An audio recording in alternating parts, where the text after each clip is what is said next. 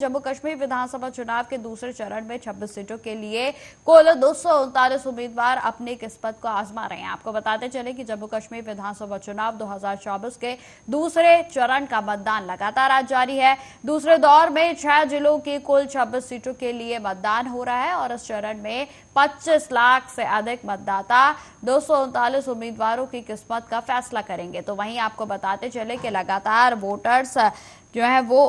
मत केंद्रों पर पहुंच रहे हैं और वहीं आपको बता दें कि जम्मू कश्मीर के इलेक्शन कमीशन की ओर से भी सराहना करते हुए कहा कि जिस तरीके से मत प्रतिशत लगातार बढ़ रहा है, ये बेहद ही उत्साहित करने वाला आंकड़ा है और निस्संदेह एक ऐतिहासिक पल जो है वो ये बन सकता है, क्योंकि जिस तरीके से लगातार महिलाओं की बात हो या फिर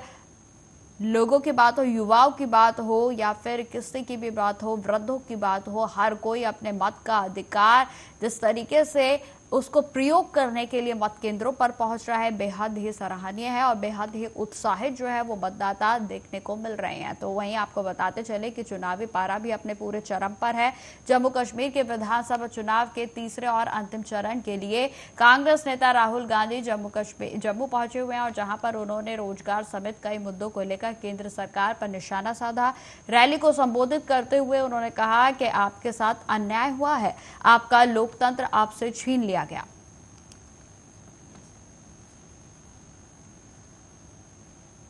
हिंदुस्तान के हिस्ट्री में 1947 के बाद बहुत सारे यूनियन टेरिटरीज को स्टेट बनाया गया, स्टेट्स को बांटा गया। आंध्र प्रदेश में से तेलंगाना बना, बिहार में से झारखंड, मध्य प्रदेश में से छत्तीसगढ़, मगर पहली बार इंडिपेंडेंस के बाद एक स्टेट को यूनियन टेरिटरी में बदला गया।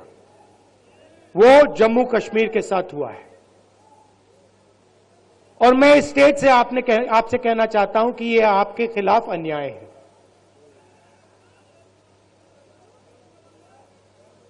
आपका लोकतांत्रिक हक आपसे छीन लिया गया है और आज जम्मू कश्मीर को जम्मू कश्मीर के लोग नहीं चलाते हैं। आज जम्मू कश्मीर को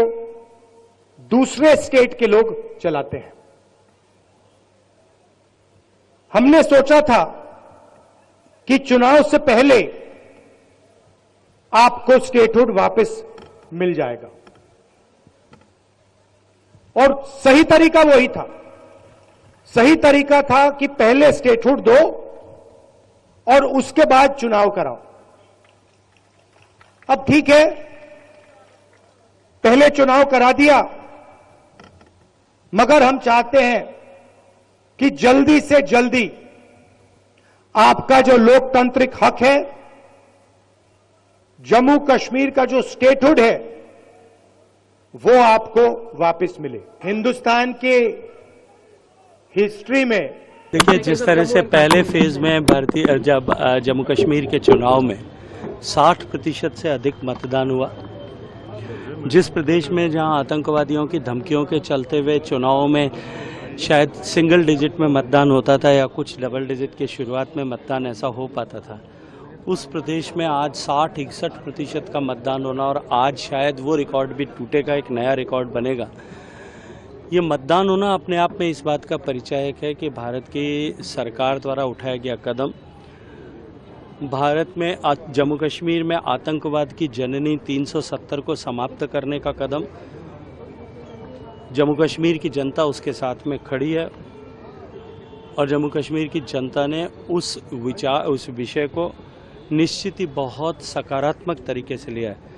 मुझे भी जाने का सौभाग्य मिला है। मैं विश्वास के साथ में कह सकता हूं कि हम जम्मू कश्मीर में एक बार फिर सरकार बनाने वाले हैं। देखिए, जिस तरह से पहले फेज में जम्मू कश्मीर में भारतीय जनता पार्टी की प्रचंड जीत हो, भारतीय जनता पार्टी की सरकार बने, फिर मुख्यमंत्री कोई भी हो सकता है उसमें, नहीं, मैं भावी मुख्यमंत्री से बात कर रहा हूं। देखिए, मैं एक पार्टी का साधारण कार्यकर्ता हूं और पार्टी का कार्य करते करते जो है नेशन फर्स्ट की भावना से हम काम करते हैं। भारतीय जनता पार्टी, मोदी साहब, अमित शाह साहब ने जिस प्रकार जम्मू कश्मीर को नई ऊंचाइयों तक पहुंचाया है, ये हमारे लिए गर्व की बात है, यही हमारे लिए खुशी की बात है। यही वो जम्मू कश्मीर है जहां जब कांग्रेस, नेशनल कॉन्फ्रेंस और पीडीपी की सरकारें होती थी तो यहां भय, आतंक, डर और खौफ का माहौल होता था। और आज माननीय प्रधानमंत्री मोदी साहब और माननीय गृह मंत्री अमित शाह साहब की अथक मेहनत, अथक प्रयासों की वजह से आज जम्मू कश्मीर में जबरदस्त खुशहाली, अमन, शांति है। ये जम्मू कश्मीर के लिए बहुत बड़ी बात है और आप आज देखेंगे कि जबरदस्त मतदान होने वाला है, रिकॉर्ड वोटिंग आपको बॉर्डर के इस एरिया में और वादी कश्मीर में नजर आएगी। अच्छी तादाद में वोटर जो है अपने वोट का इस्तेमाल कर रहे हैं। अब मुझसे बार बार पूछा जाता है कि हमारी क्या उम्मीदें हैं, हमारी क्या एक्सपेक्टेशंस हैं। कोई भी पार्टी, कोई भी उम्मीदवार हारने के लिए इलेक्शन नहीं लड़ता। तो हमारे एक्सपेक्टेशंस यही हैं कि आज ज्यादा से ज्यादा वोट जो हैं नेशनल कॉन्फ्रेंस के उम्मीदवारों को पड़ेंगे। जहां नेशनल कॉन्फ्रेंस के उम्मीदवार नहीं है वहां कांग्रेस के साथ हमारे अलायंस के तहत कांग्रेस के उम्मीदवार को जो है वोट मिलने चाहिए। और उम्मीद ये की जा रही है कि 8 अक्टूबर के बाद अक्सरियत हमारी होगी और नेशनल कॉन्फ्रेंस कांग्रेस की यहाँ पे अलायंस गवर्नमेंट जो है काम करेगी। ये कैसा कांग्रेस एनसी का गठबंधन है, गठबंधन कम कंफ्यूजन ज्यादा है। ओमर अब्दुल्ला ने अभी बोला है कि कांग्रेस पार्टी और उसके युवराज राहुल गांधी कश्मीर आए, अच्छी बात है, करे कैंपेनिंग, पर उनको ज्यादा फोकस जम्मू में करना चाहिए।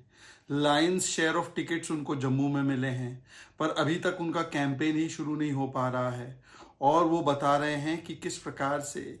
अब 5 दिन बाकी है परंतु जम्मू में कांग्रेस कुछ कर नहीं पाई है। इसका मतलब साफ है, गठबंधन में निकाह से पहले ही 3 तलाक शुरू हो चुका है। और ये इसलिए हो रहा है क्योंकि ये दोनों पार्टी पीपीपी के प्रिंसिपल पर चलती है, पाकिस्तान परस्ती, पत्थरबाजी और परिवारवाद। और 370-35 से हटने के बाद आज जम्मू कश्मीर के अवाम के पास स्पेशल स्टेटस है। इन 3 परिवारों का स्पेशल स्टेटस खत्म हो चुका है और इसीलिए किसी को 2 सीट से लड़ना पड़ रहा है, कोई जम्मू में अपनी ज़मीन तलाश रहा है और इनके पैरों तले ज़मीन नहीं बची है। और इसीलिए एक दूसरे पर आरोप प्रत्यारोप का दौर शुरू हो चुका है।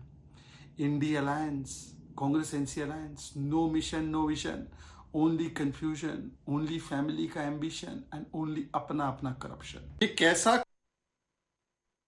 लगातार जम्मू कश्मीर में विधानसभा चुनाव के लिए दूसरे चरण के लिए वोटिंग जो है वो जारी है, जिसमें कि आपको बताते चले कि दोपहर 3 बजे तक 46% तक मतदान हो चुका है। और इसी खबर पर अधिक जानकारी के साथ हमारे साथ जम्मू से अजहर जुड़ गए हैं। अजहर, जिस तरीके से लगातार मत प्रतिशत बढ़ता जा रहा है और जो मतदाता है वो भी बेहद उत्साहित नजर आ रहे हैं, क्या कुछ नजर आए?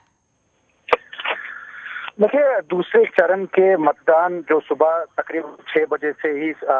से ही जो लोग बाहर आए थे, हालांकि मत का जो टाइम था वो सुबह 7 बजे से था और शाम के 6 बजे तक जो मतदान होना है। लेकिन अभी तक जो आंकड़े सामने आए हैं, जिस तरीके से जो अदद-ओ-शुमार आया है, वो 46% है वो अभी तक वोट पड़े हैं, जिसमें अर्बन एरियाज और रूरल एरियाज में लोग बाहर आए हैं, जिसमें मर्दोजन खुसूसन जो LOC के साइड में जितने भी इंतखाबी हल्के हैं या पोलिंग बूथ है वहां पे भी लोग बाहर आए हैं, जिसकी वजह से इतनी जो वोटर्स में वोटिंग पॉल करने में जो परसेंटेज में इजाफा होता जा रहा है। शाम इस पे कुछ कहा नहीं जा सकता ये टर्नआउट कहां तक पहुंच जाएगा, लेकिन जो अभी तक जो आंकड़े सामने आए हैं वो बिल्कुल चौंकाने वाले सामने आए हैं। वहीं इस हवाले से जो पार्टियां हैं, जो भी कैंडिडेट्स है, वो भी जो है दावा कर रही है कि हमने जो है हम इस बार जीतेंगे, लेकिन ये वक्त फैसला करेगा कि किसके सर पे सहरा होगा। अगर हम मेन सिटी की बात करें, श्रीनगर की मेन सिटी की बात करें, हालांकि वहां पे शरह में जो थोड़ा सा इजाफा हुआ है पिछले चुनाव के मुकाबले में, जो इससे पहले चुनाव हुए थे 2014 में, उससे काफी बढ़ोतरी हुई है। लेकिन बाकी इलाका जात में अगर हम नॉर्थ कश्मीर की बात करें या जम्मू क्षेत्र की बात करें, वहां पे जो टर्न आउट देखा गया उसमें सब जो है बाहर निकले हैं। और जाहिर सी बात है, जिस तरीके से जितने भी लीडरान हैं जो उन्होंने अपने मैनिफेस्टो में रखा है कि रोजगार के वादे किए गए हैं या बिजली पानी बाकी चीजें जितने भी उन्होंने मैनिफेस्टो लोगों के सामने रखे हैं, कहीं ना कहीं लोग भी उसको पसंद कर रहे हैं और उसको देख के ही आपकी बात जो चुनाव है वो सामने आ रहे हैं। और हम देख रहे हैं कि बिल्कुल काफी जो है टाइम के बाद 2014 के बाद ये असेंबली इलेक्शन शुरू होने जा रहे हैं और इस हवाले से जो लोगों में उत्साह है, खुशी है, समारोह जैसा पूरा माहौल बन गया है और लोग जो है सब बाहर आए हैं और अपने मत का इस्तेमाल कर रहे हैं। वहीं अगर हम दूसरी जानिब सिक्योरिटी सिनेरियो के हवाले से बात करें, हर एक पोलिंग बूथ पे जो है सिक्योरिटी फोर्सेस जिसमें Jammu Kashmir police, BSF, CRPF, SSRB जो है सिक्योरिटी फोर्सेस उसको तैनात किया गया है और सुरक्षा के काफी सारे पुख्ते इंतजाम वो किए गए हैं। और इसी हवाले से जो इलेक्शन कमीशन ऑफ इंडिया की जानिब से जो जितने भी पोलिंग स्टाफ जो है वो तैनात किए गए हैं वो भी प्रोफेशनल है, उनको भी फुली ट्रेनड करके वहाँ पे तैनात किया गया है। कहीं ना कहीं इस बार का जो इलेक्शन है लोग भी कह रहे हैं और जो खुद भी जिस तरीके से आजाद उम्मीदवार जो सामने आए हैं उनका भी कहना था और उनका वो भी कह रहे हैं कि ट्रांसपेरेंसी की वजह से और जिस तरीके से उन्होंने लोकसभा इलेक्शन में कश्मीर में ट्रांसपेरेंसी देखी तो उसको देख के वो चुनाव में सामने आए हैं। तो कहीं ना कहीं जो श्रेय जाता है वो गवर्नमेंट ऑफ इंडिया को जाता है, इलेक्शन कमीशन ऑफ इंडिया को जाता है और उसके साथ साथ सिक्योरिटी फोर्सेस को जाता है जिन्होंने इस तरीके का माहौल जो है पूरे जम्मू कश्मीर में क्रिएट किया है। और साथ ही साथ ये एक मौका दिया है हर एक जो भी इसमें हिस्सा लेना चाहता है, चाहे वो वोटर हो चाहे वो कैंडिडेट हो। तो कुल मिला के ये दूसरे चरण का जो मतदान है कहीं ना कहीं लोगों के लिए एक समारोह से कम नहीं है। बिल्कुल असल में जानना चाहूंगी कि जम्मू कश्मीर के चुनाव में जो विदेशी राजनयिकों की जो टीम आई है वो भी सुर्खियों का एक इस समय जो है मुद्दा बनी हुई है, क्योंकि उमर अब्दुल्ला की ओर से उनकी आलोचना की गई कि हमारे भारत में जो ये चुनाव चल रहे हैं ये हमारा आंतरिक मामला है, तो उसमें विदेशी इस तरीके से क्यों बुलाए गए हैं, इसको लेकर क्या कुछ जानकारी है? देखिए, कहीं ना कहीं जिस तरीके से हम अभी बात कर रहे थे ये एक उत्सव से कम नहीं है यहाँ के लोगों के लिए। जिस तरीके से हम देख रहे हैं कि औरतें बाहर आ रही हैं और उसके साथ साथ जो है बुजुर्ग सामने आ रहे हैं, महिलाएं सामने आ रही हैं, विकलांग भी इस बार जो है वोट डालने के लिए सामने आ रहे हैं। तो कहीं ना कहीं ये उत्सव से कम नहीं है। जो बाहर से जितने भी सफारतकार जो अभी आ रहे हैं वो इस चीज का तजिया कर रहे हैं कि किस तरीके से लोग बाहर कर रहे हैं। जाहिर सी बात है जो अपोजिशन में बैठे जो लीडरान है जिसमें जम्मू कश्मीर नेशनल कॉन्फ्रेंस के उमर अब्दुल्ला है जिन्होंने इस चीज की आलोचना की है कि ये चीज है। लेकिन एक चीज सही है कि जब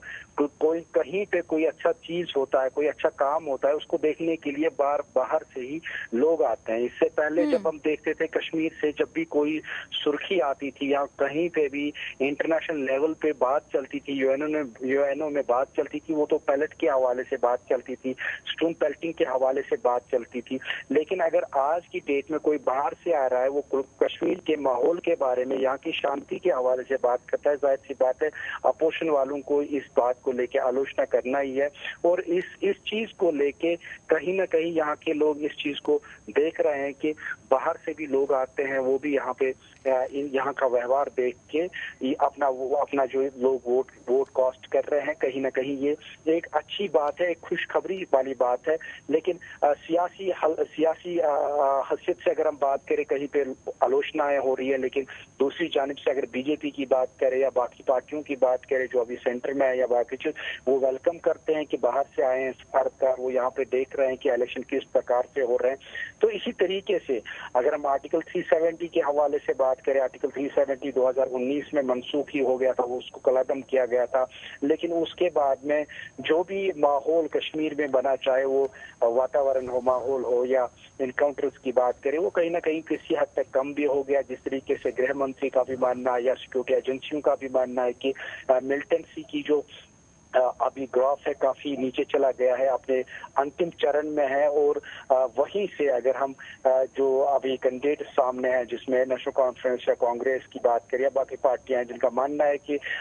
जो भी जिन लड़कों के ऊपर, जिन नौजवानों के ऊपर जो भी केसेस है, चाहे वो स्टोन पेल्टिंग के हवाले से हो या बाकी केसेस है, उनको आम माफी दी जाएगी। लेकिन उसके बाद में जो अमित शाह जी ने जो रिसेंटली रैली से खिताब किया कर रहे थे जम्मू में, उनमें साफ तौर पे कहा गया कि किसी भी स्टोन पेल्टर को बख्शा नहीं जाएगा, क्योंकि जिसने जो गलती की है वो उसका सजा पाएगा। तो इस हवाले से कहीं ना कहीं कश्मीर में एक नया कश्मीर देखने को मिल रहा है और यहाँ पे एक नया वातावरण देखने को मिल रहा है, जिसकी आज मिसाल देखने को मिल रही है। लेकिन इसके बाद में तीसरे चरण का मतदान भी होना है और उसके बाद में 4 सितंबर को जो ऐलान सामने आएंगे, जो नतीजे सामने आएंगे, तो उसके बाद में देखेंगे कि कश्मीर का माहौल कैसा रहेगा। लेकिन लोग इस पुरुम्मीद में है कि उनके जो मनपसंद जो उम्मीदवार है वो सामने आएंगे और उसके बाद में जो उनके मसाइल होंगे या जिसको लेके, जिन मुद्दों को लेके उन्होंने उनको वोट कॉस्ट किया है, उन मुद्दों पे वो खड़ा उतरेंगे और उनकी बात सामने लाएंगे। बिल्कुल अजहर, जिस तरीके से आज चुनावी आयोग की ओर से भी जो है जिस तरीके से मत प्रतिशत लगातार आगे बढ़ रहा है, तो उसको लेकर खुशी जाहिर की गई। उन्होंने कहा कि एक बेहद ऐतिहासिक जो रिकॉर्ड है वो कहीं ना कहीं अब बनने जा रहा है। बिल्कुल ऐतिहासिक, मैं कह रहा हूँ कि अभी चाहे क्या बने, लेकिन हम देख रहे हैं कि पिछले जिस तरीके से मैं अभी तज़किरा कर रहा था 2014 के इलेक्शन या 2008 के इलेक्शन में, 2014 के इलेक्शन की अगर हम बात करें, जिसमें काफी सारे जगहों पे, जिसमें साउथ कश्मीर काफी बॉयल माना जाता था, पुलवामा, शोपियान, अनंतनाग या कुलगाम, काफी सारे इलाकों में जो है बंद का आह्वान था और उसके साथ साथ आह्वान के साथ साथ स्टोन पेल्टिंग भी हुई, जिसकी वजह से इस मत के प्रोसेस में, इस वोटिंग के प्रोसेस में काफी जो खासा असर वो देखने को मिला। वो इस प्रकार से उसमें बॉयकॉट का असर देखने को मिलता था, जिसमें जो वोट कॉस्ट होते थे उसमें काफी हद तक जो है गिरावट देखने को मिल रही थी। हम देख रहे थे कि कई एक इलाकों में तो वोट पड़े ही नहीं, किसी एक बूथ पे कोई वोट पड़ता भी नहीं था। लेकिन अब की बात जब हम देख रहे हैं, अर्बन से लेके रूरल एरियाज तक अभी भी लंबी लंबी कतारें हैं, सब लोग बाहर आ रहे हैं। कहीं ना कहीं अब भी लग रहा है कि पिछले कई एक वर्षों का जो रिकॉर्ड है वो टूट जाएगा और कश्मीर एक नई बुलंदियों को छू रहा है। बिल्कुल अजहर, मैं आखिरी सवाल आपसे पूछना चाहूंगी। जिस तरीके से आज राहुल गांधी जो है वो जम्मू पहुंचे हुए हैं और कहीं ना कहीं विपक्ष जो है लगातार आर्टिकल 370 को लेकर बीजेपी पर पूरी तरीके से हमलावर है और आज उनकी ओर से भी बयान दिया गया कि आर्टिकल 370 को हटाने के बाद लोकतांत्रिक जो एक हक होता है वो जनता से छीन लिया गया। देखिए, ये चाहे राहुल गांधी का या जो इंडिया अलायंस के बाद में जो जम्मू कश्मीर नेशनल कॉन्फ्रेंस या राहुल गांधी के बीच में जो अलायंस पाया गया कि किन बातों को लेके, किन मुद्दों को लेके, लेकिन सबसे जो जो मैनिफेस्टो में उन्होंने लिखा कि क्लियरली जो आर्टिकल 370 है, अगर उनकी बहुमत से यहाँ पे सरकार बनती है तो वो आर्टिकल 370 को वापस लाएंगे, स्टेट को वापस देंगे। लेकिन वही दूसरी जानिब अगर हम बीजेपी की बात करें, बीजेपी इन बातों को सख्त नुक्ताचीनी करते हुए कहते हैं कि इन्होंने अभी तक जो है, चाहे मुफ्ती खानदान, अब्दुल्ला खानदानी राज करके कश्मीर को नरक बना दिया था। कहीं ना कहीं अभी भी आपस में जो है बयानबाजी हो रही है, जिसको लेके जो है लोगों में भी काफी जो है लोग भी अब ये समझ रहे हैं कि किसके पास क्या रणनीति है, क्या पॉलिसी है और उस चीज को लेके वोट कर रहे हैं। वो कह रहे हैं कि इनके बीच में अपोजिशन या बीजेपी मान रही है कि जो अलायंस जो नेशनल कॉन्फ्रेंस और कांग्रेस के बीच में है कश्मीर में, उसको लेके अभी से ही आलोचना शुरू हो रही है, क्योंकि जो कांग्रेस के प्रवक्ता राहुल गांधी है वो अभी इलेक्शन कैंपेन में कश्मीर में है और उन्होंने जम्मू में अभी कोई कैंपेन नहीं की है, जिसकी वजह से वो जम्मू के सीट भी हार सकते हैं कि इसको लेके कहीं ना कहीं जो बीजेपी है वो उन्होंने इस अलायंस को आड़े हाथों लेते हुए सख्त बयानबाजी की। वहीं दूसरी जानिब अगर नेशनल कॉन्फ्रेंस या कांग्रेस का मानना है कि हमने इस चीज को अलायंस में किया है कि जो जितने भी मसाइल है कश्मीर के लोगों के जितने भी मसाइल है चाहे जम्मू के हैं उसको लेके हम हल करेंगे और आने वाले वक्त में उनका मानना है कि वो पूर्वमत से वो अपना जो है सरकार बनाएंगे और लोगों के जितने भी मसाइल है उन पे खड़ा उतरने की कोशिश करेंगे। लेकिन दूसरी जानिब से अगर हम जमात की बात करें जो जमात इस्लामिया अभी मैदान में आई है, हालांकि वो अभी बेन है, उन्होंने जमात इस्लामिया के नाम पे जितने भी कैंडिडेट्स हैं लेकिन उनका सपोर्ट है वो आजाद उम्मीदवार के तौर पे अभी फील्ड में है। उनका भी मानना है कि हम भी इन मुद्दों को लेके सामने आ रहे हैं। तो कहीं ना कहीं सवाल भी है और लोगों के ऊपर एक सवाल भी है और वो किस तरीके से वोट अपना कॉस्ट करेंगे, क्या वो वाकई तौर पे फिर वही अर्ली 90s के हवाले से वोट करेंगे या आने वाले समय में वो इसका फैसला जो है 4 को आना है और उसके बाद में कुछ कहा जा सकता है कि किस तरीके की सरकार बनती है और किन मुद्दों को लेके वो आगे बढ़ती है। लेकिन फिलहाल जो 2019 के बाद में ये इलेक्शन अभी चल रहा है, दूसरा चरण चल रहा है जम्मू कश्मीर में, कहीं ना कहीं ये लोगों के लिए एक उत्सव से कम नहीं है और लोगों का मानना है कि इस बार जो वो वोट जो अपना नुमाइंदा चुनेंगे वो उनके मसाइल पे खड़ा उतरेगा। बिल्कुल ठीक है अजहर, तमाम जानकारी के लिए आपका बहुत बहुत धन्यवाद। तो फिलहाल उस बुलेटिन में इतना ही। देश दुनिया की तमाम खबरों की जानकारी के लिए बने रहे हमारे साथ। नमस्कार।